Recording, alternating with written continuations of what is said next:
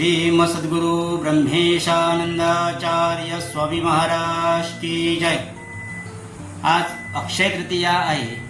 हिंदू धर्मानुसार अक्षय तृतीया हा 3.5 मुहूर्तांपैकी शुभ मुहूर्त मानला जातो।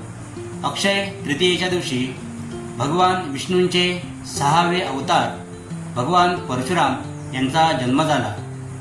त्याचप्रमाणे महाभारतातील द्रौपदीला अक्षय पात्र प्राप्ती झाल्याची कथा ह्याच दिवशी आहे। या दिवशी केलेल्या दानाचे फळ अक्षय मानले जाते।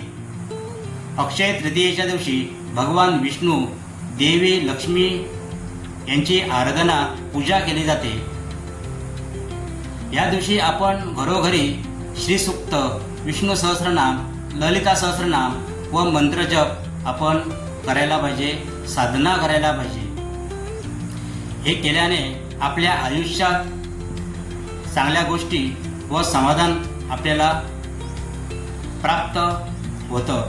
ही सद्गुरू चरणी प्रार्थना। जय सच्चिदानंद।